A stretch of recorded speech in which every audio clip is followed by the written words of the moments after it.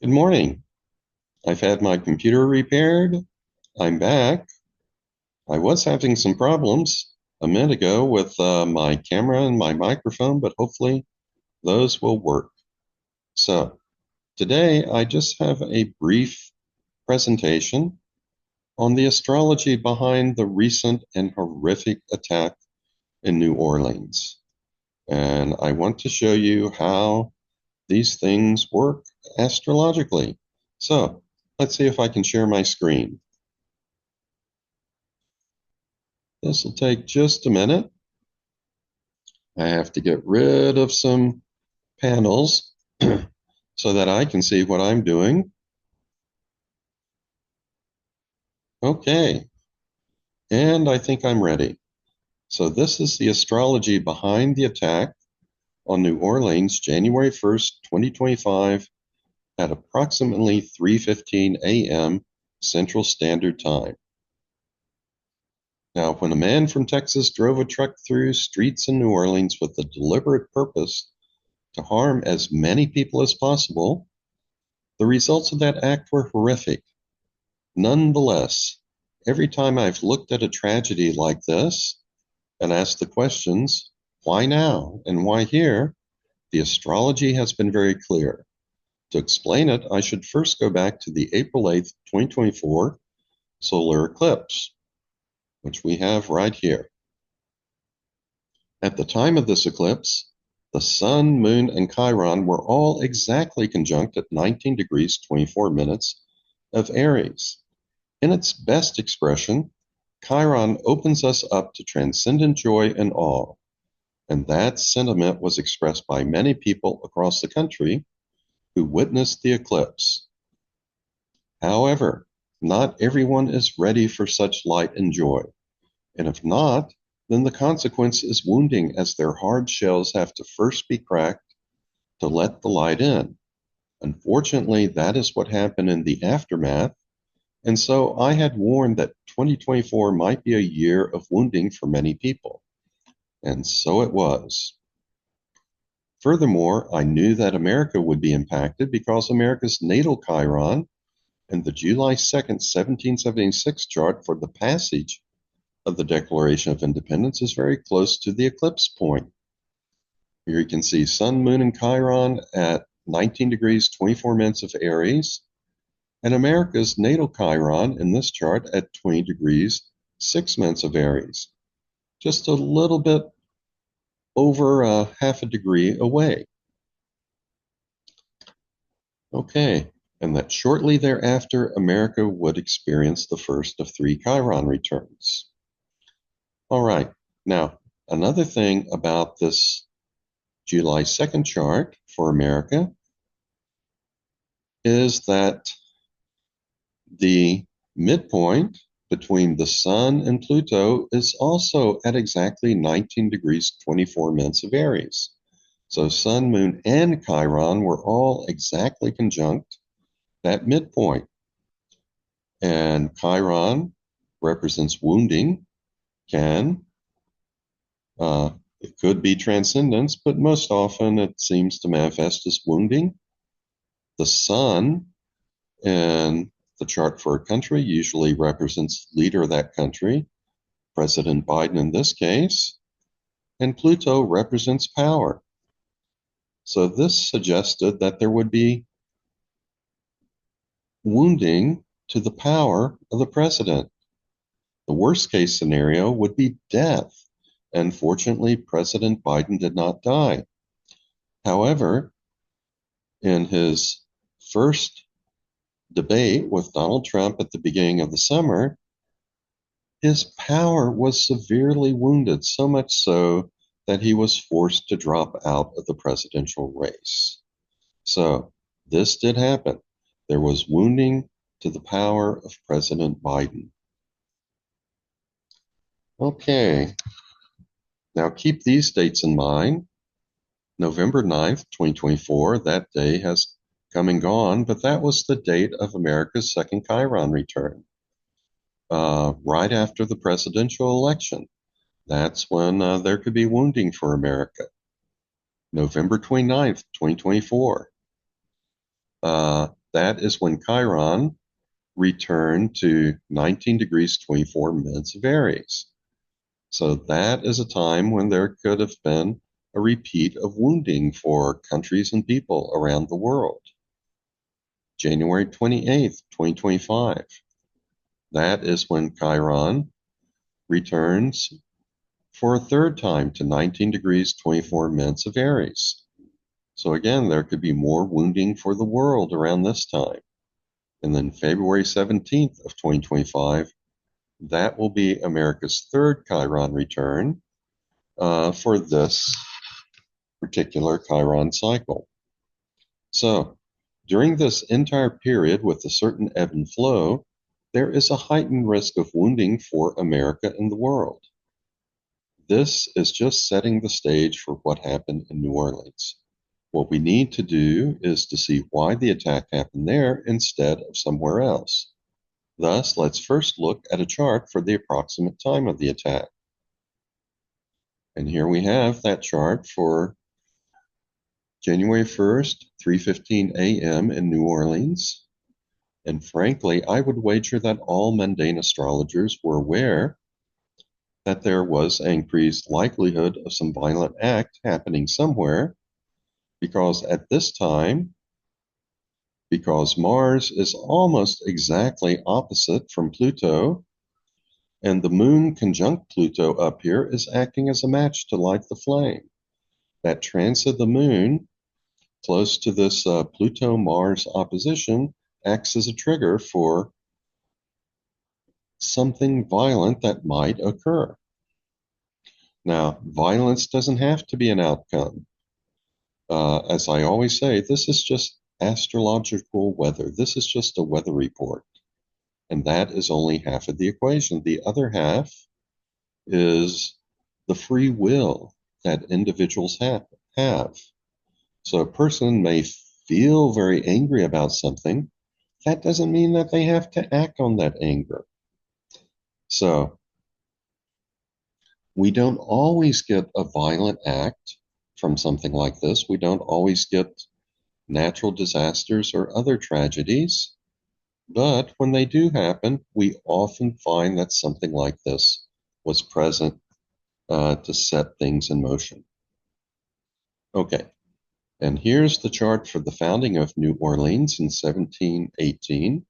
And certainly nothing ominous at this point, but let's put the two charts together into a bi-wheel. All right, here's our bi-wheel. And you can see that Mars is at 1 degree of Leo. Pluto is at 1 degree of Aquarius. The moon is very close, acting as a trigger. And the natal sun is at 1 degree of Scorpio. So Mars and Pluto are making strong squares to Saturn that are exact to the degree. And that's why I've written, and now it all becomes clear why the potential violence of the Mars-Pluto opposition was released in New Orleans.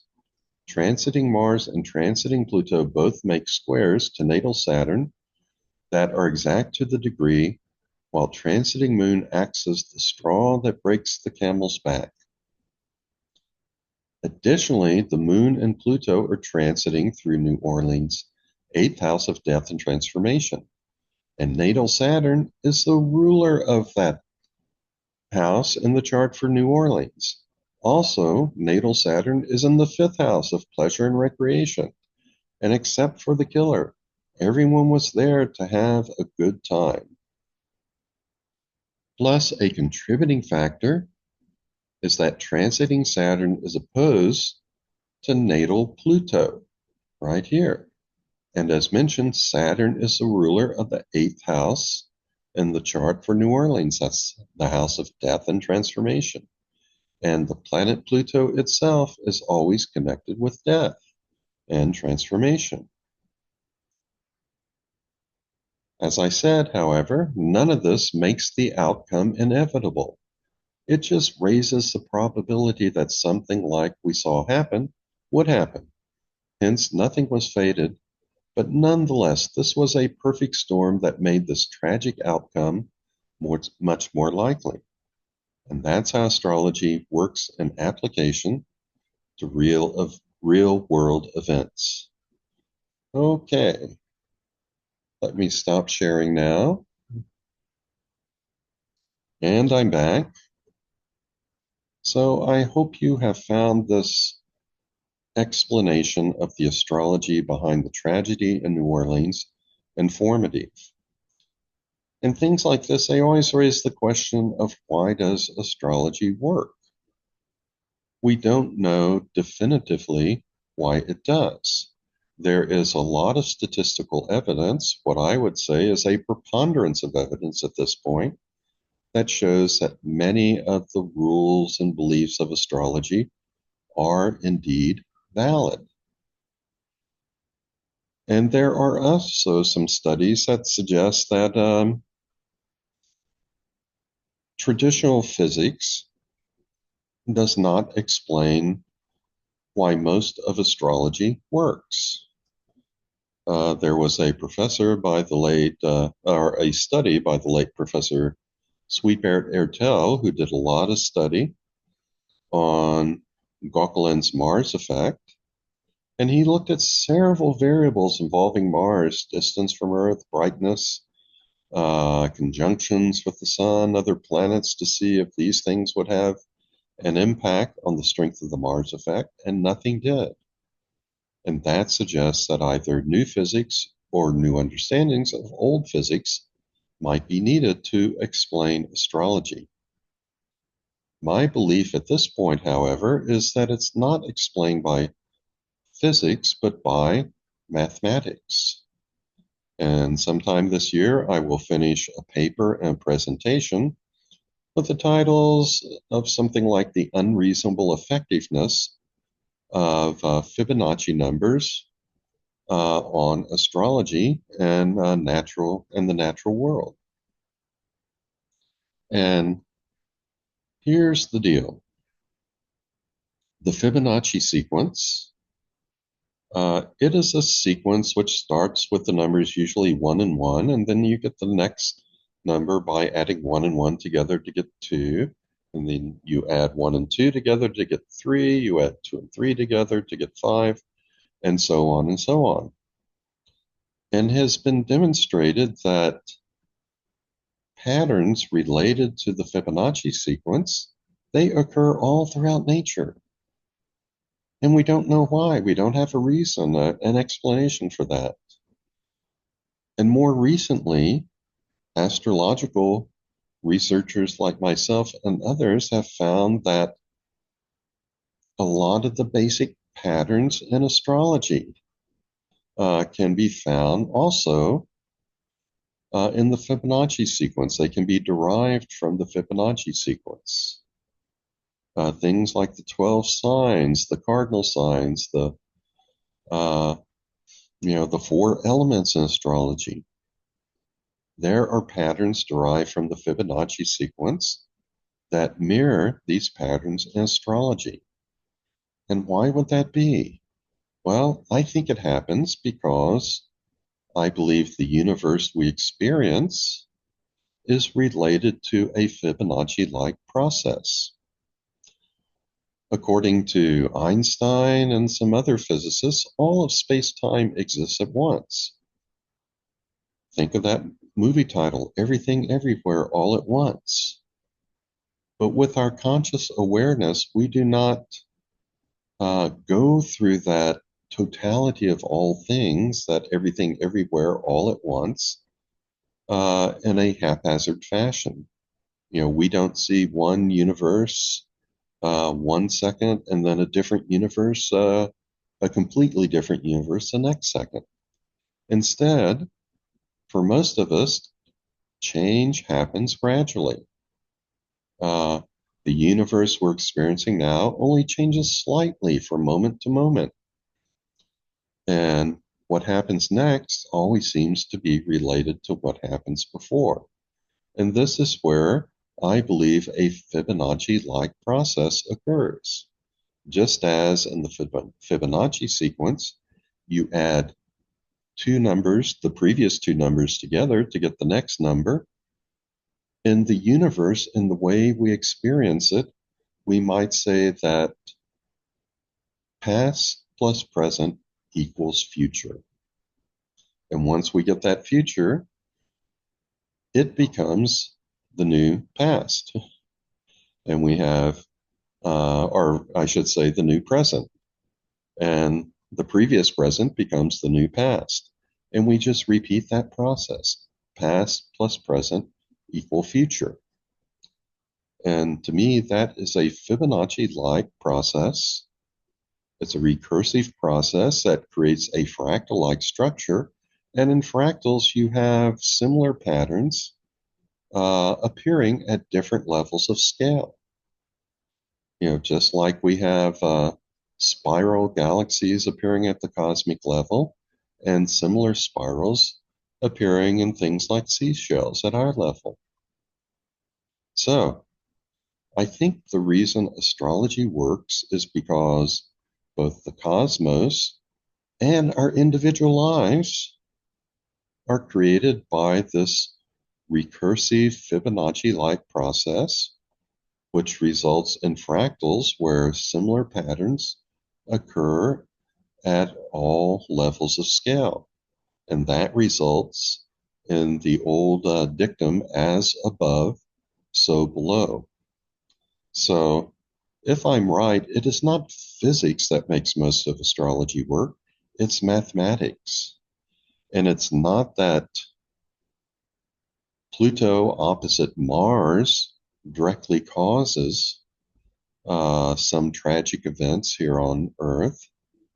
It's merely that that is a pattern in our solar system that is created by mathematics and is mirrored by patterns, similar patterns at our level. And thus we can use the cosmic patterns as indicators of celestial patterns. I'm sorry, not celestial patterns, but let me restate that. We can use celestial patterns as indicators of terrestrial patterns. And I'm pretty sure at this point that is why this all works. Well, I'll end this presentation now. I hope I can do more presentations in the future, and I hope you can join me. But for now, I'll just say so long and be well.